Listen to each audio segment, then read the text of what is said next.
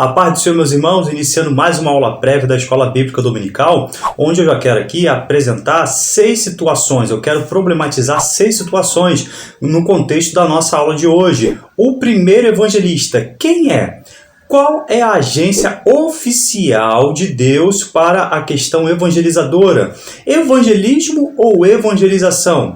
O crente que não é batizado no Espírito Santo pode evangelizar? Observe que esse meu questionamento está envolto à nossa questão do trimestre sobre o verdadeiro pentecostalismo. E 5, você já ouviu alguém dizer que os anjos desejavam pregar o evangelho? E ainda, já ouviu falar sobre a Senane? Nos acompanhe.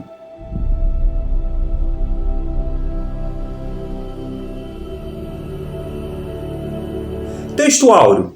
Porque não me envergonho do evangelho. Sublinhe, destaca esta palavra evangelho, tá aí a forma grega evangelion, uma boa mensagem.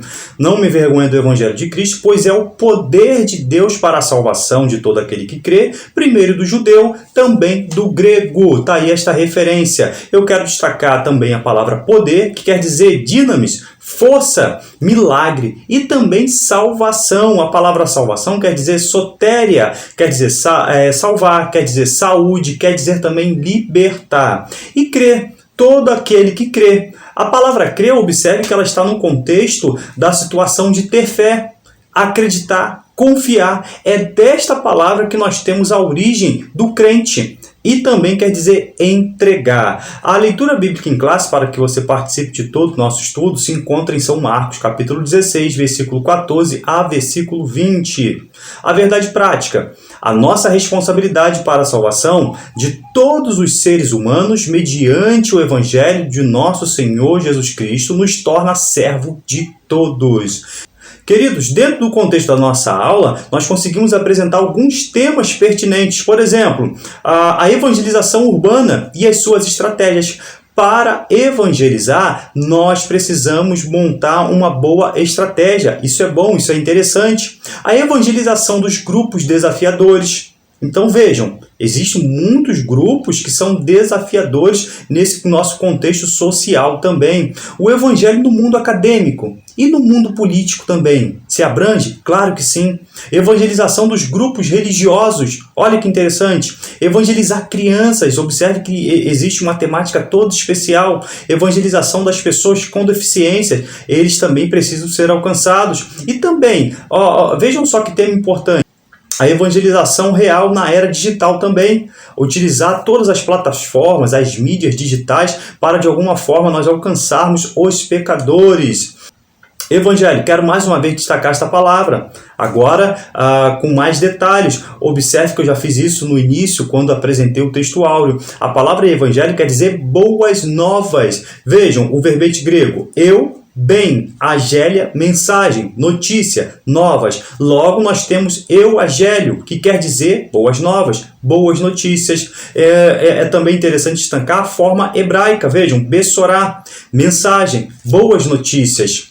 Esse vocábulo, irmão, só vai aparecer no singular em todo o Novo Testamento. Tá aí, evangelho, que quer dizer evangelho 76 vezes, evangelizar 54 vezes e também evangelistas 3 vezes.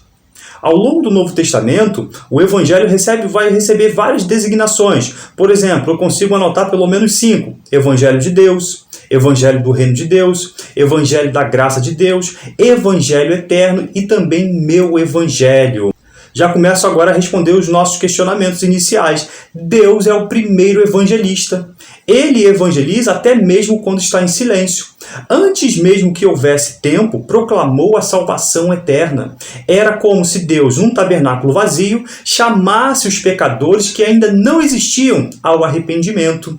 Parece loucura, não é verdade? A pregação do evangelho tem peculiaridades que só o amor divino é capaz de operar. Veja este versículo. Visto como na sabedoria de Deus, o mundo não conheceu a Deus pela sua sabedoria. Aprouve Deus salvar salvar os crentes pela loucura da pregação. O proto-evangelho, já que Deus é o próprio evangelista, o primeiro evangelista, nós temos que destacar o proto-evangelho. O juiz, lá no Gênesis, quando o homem peca, o juiz faz-se evangelista e proclama ali mesmo o proto-evangelho. Antes mesmo, vejam que lindo, irmãos, o amor de Deus. Antes mesmo de o juiz sentenciar-nos, os pais, ele primeiro vai evangelizá-los. A evangelização mundial foi a última ordem de Cristo Jesus antes de retornar ao céu. E os seus discípulos levaram isso muito a sério. A evangelização, irmãos, nunca foi um problema no Novo Testamento. E isso quer dizer que não encontramos os apóstolos, por exemplo, recomendando, exortando, repreendendo, planejando e organizando programas evangelísticos. A evangelização simplesmente acontecia. E de que forma? Era automática, era espontânea, era contínua e era contagiante. Nós já vimos numa aula anterior, está aqui o card aparecendo, onde nós falamos sobre o fervor espiritual, foi a lição 9. Antigamente, as igrejas não se preocupavam em formar equipes de evangelização, porque toda a congregação era evangelizadora. Mas com o esfriamento espiritual e a situação de fazer departamentos evangelísticos, eclesiásticos, começaram a aparecer equipes especializadas em alcançar os diversos segmentos sociais. Isso é bom no sentido? Claro que sim, mas nos primórdios da igreja não era assim. Toda a igreja era um agente evangelizador. O crente que não é batizado no Espírito Santo pode evangelizar? Também questionamos. Claro que sim. Veja este versículo. E tendo dito isto, soprou sobre eles e disse-lhes, recebei o Espírito Santo. É interessante que quando eu saio para evangelizar, eu primeiro, claro, eu tenho que ter experimentado a salvação. Mas já que nós estamos estudando sobre o verdadeiro pentecostalismo, tem um teólogo que afirma que a vida cristã tem início no Calvário, mas o trabalho eficiente no Pentecostes. Então é bom que se destaque a necessidade de se buscar o batismo no Espírito Santo para tornar o trabalho evangelístico eficiente. O Senhor Jesus Cristo é o conteúdo do Evangelho, sua vida, seu ministério terreno, seu sofrimento, sua morte e ressurreição. Temos que ter cuidado com um outro evangelho, porque, vejam, nós temos que nos preocupar e estar atentos para apresentar a mensagem da cruz em sua simplicidade e pureza, mas alguns têm acrescentado alguns elementos na mensagem do evangelho, que são chamados evangelho da prosperidade, o evangelho social, o evangelho místico e sincrético. O que é isso? É se misturar com algumas situações mundanas, mas nós pregamos a simplicidade e a pureza do evangelho. Agora, evangelismo e evangelização. Qual é o correto? Nós vamos ver esses termos. Evangelismo é a mensagem que é apresentada, é a mensagem transformadora do Calvário. E não é algo de improviso, pois Deus já havia prometido desde antes dos tempos eternos. Nós já vimos isso. Antes da fundação do mundo, Deus já estava evangelizando.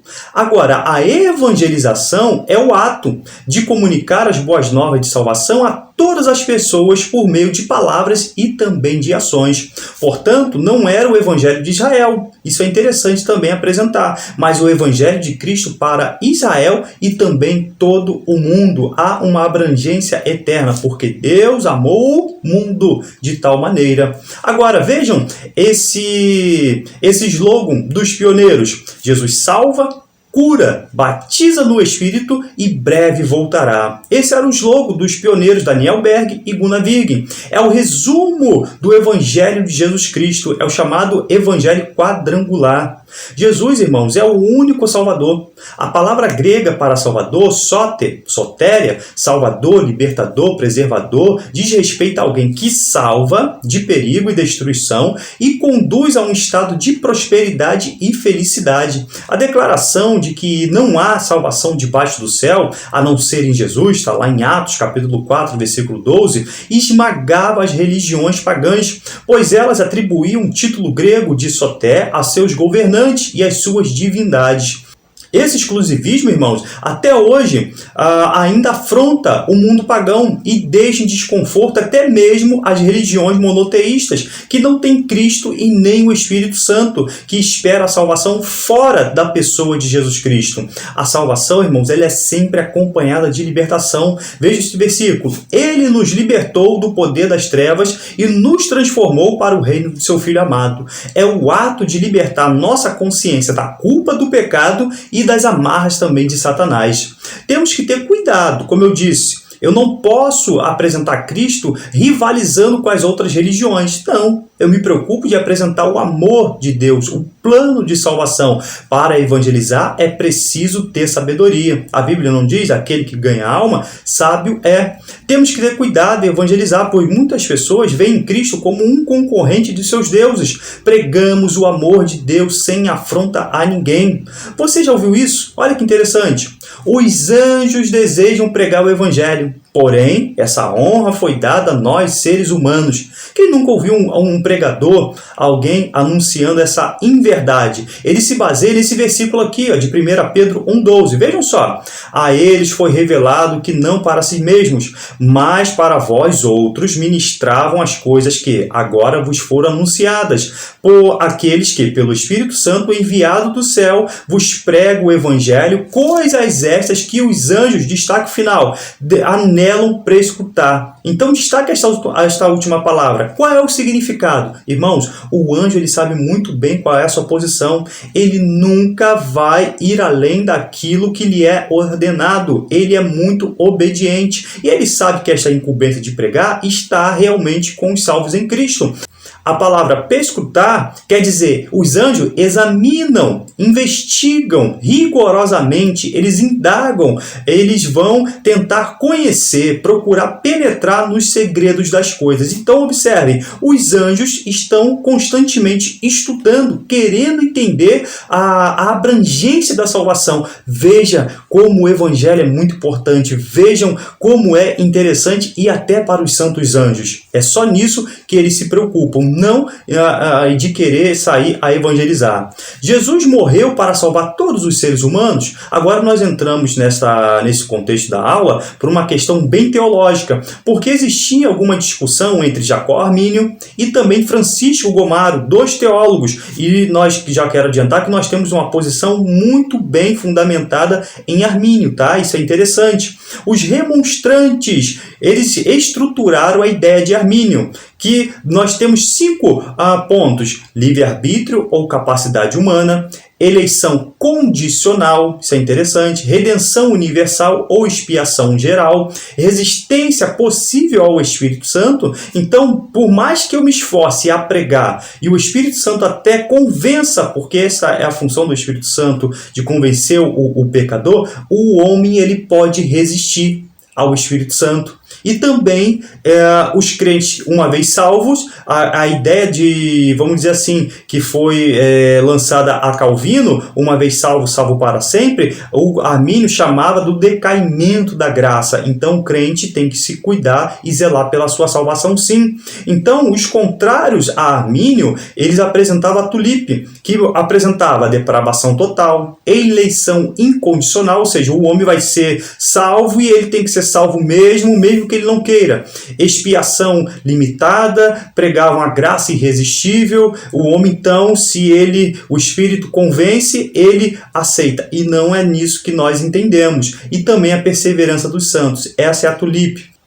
Queridos, quando pregamos que Jesus morreu pelo pecado do mundo inteiro, que a expiação é ilimitada, isto é, todos os seres humanos são salváveis. Então também nós já estamos afrontando a ideia errônea, herética da predestinação, de que uns foram predestinados para ser salvos e outros não. Não é isso que nós entendemos. Mas também nós entendemos que o nosso eterno Deus, ele é presciente. Ele já sabe quem vai se salvar, mas é uma escolha do homem. Isso precisa ficar claro para que ninguém também venha confundir a redenção universal ou expiação ilimitada com o universalismo. É uma corrente herética teológica que tem surgido nos últimos dias com muita força. O que é o universalismo?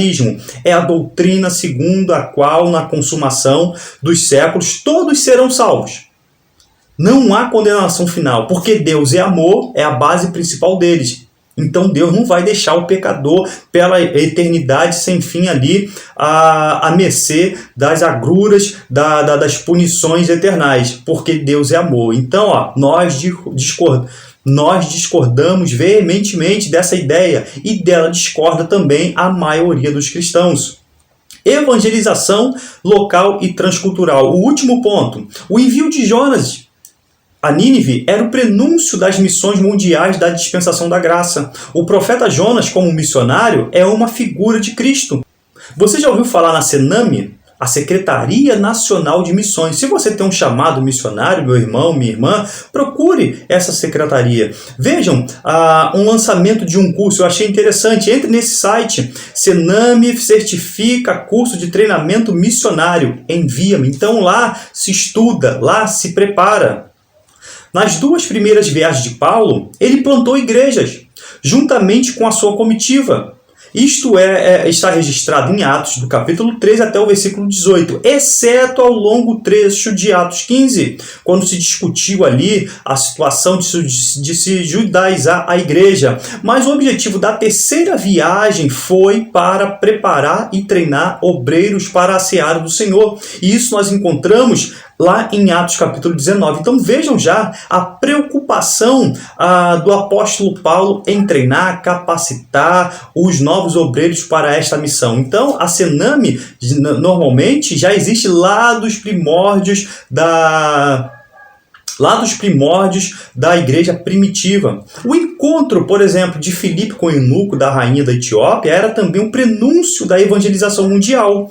Antes o evangelho havia sido pregado a um africano, o etíope, depois a um europeu, o italiano Cornélio. Cada crente dos dias apostólicos era um próspero ganhador de almas, está lá em Atos 8,4.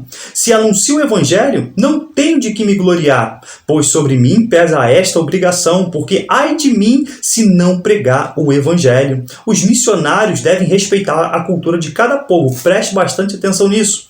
Paulo entendia que os costumes só devem ser mantidos quando necessários, pois ensinar costumes, culturas e tradições como condições para a salvação é heresia e caracteriza ali, na verdade, está formando uma seita. Barnabé, por exemplo, companheiro de Paulo, sabia que a tradição judaica era mais uma forma de manter a identidade nacional e que isso em nada implicaria a salvação desses novos crentes. Portanto, não seria necessário observar o ritual da lei de Moisés.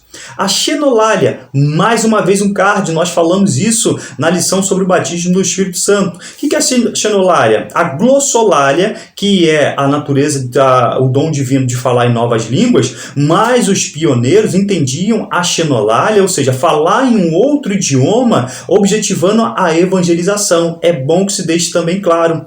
Glossolalia, falar em novas línguas. Xenolália é quando eu falo um espanhol sem nunca ter estudado, eu falo um hebraico sem nunca ter estudado, e isso se aproveita para a evangelização. Uma chamada que transcende a nacionalidade. Já que eu estou falando sobre o campo missionário, mas também existe uma chamada que transcende a nacionalidade. Por exemplo, Deus, em primeiro lugar, intima a Abraão a deixar a sua nacionalidade. Sai-te da tua terra. A fé no Deus único e verdadeiro não pode circunscrever-se a uma nacionalidade. Seu caráter reivindica, seja ela proclamada a todos, em todo tempo e lugar, por todos os meios. Por esse motivo, irmãos, nós não somos favoráveis a uma igreja oficial, como a igreja anglicana, por exemplo, pois sempre estará a serviço do Estado. Obedecendo o Estado, obedecendo a lei, nós obedecemos a Deus. Queridos, que você tenha uma boa aula dominical, se Deus assim nos permitir, no próximo domingo. Deus nos abençoe. Amém.